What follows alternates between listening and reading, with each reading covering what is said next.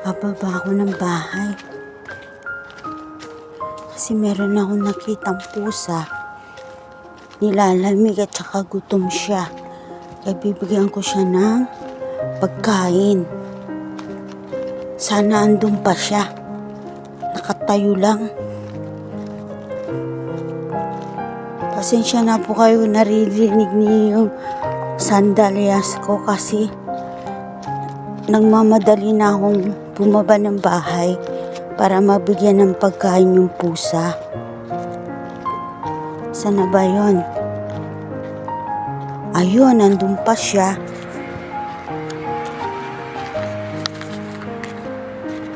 Meow. Toma. Ben. Meow. Meow. Ayun siya oh. Itim siyang pusa. Kawawa naman nasa labas ng bayan. Lamig-lamig. Siguro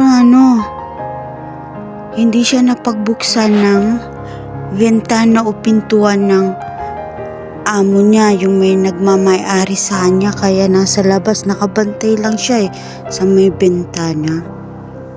Sandali po, tawagin natin siya. Meow! Meow! So, narinig din niya, sumasagot din siya ng meow. Meow! Ben! Ako mira. Ben!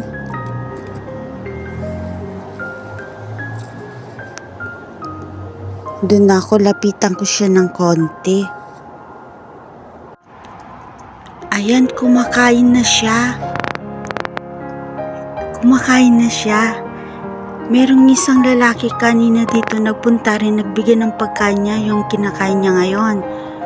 Gabi-gabi daw nandito siya. Binibigyan yung batang lalaki ng pagkain din. Kawawa naman, wala daw siya nagmamayari. Hindi ko naman siya makuha-kuha. Kasi pag kukunin ko siya, hahanapan naman nila ako ng papel yung pusa. Dapat may chip. Wala ding chip eh. Yung chip po yung nasa leeg para matukoy na siya, may nagmamay-ari. Kaso wala. Venga, come gato, come. Pero natatakot ako. Medyo natatakot ako. Come. Y mañana vengo a darte otra vez de comida, ¿vale? Adiós.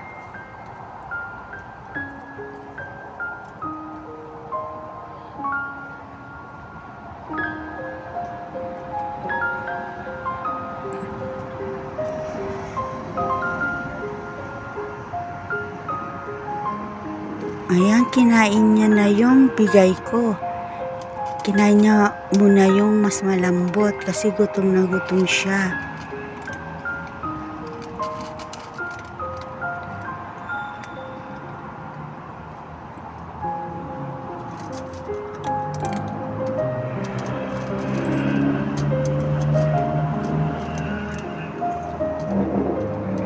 Adiós, hasta luego, hasta mañana.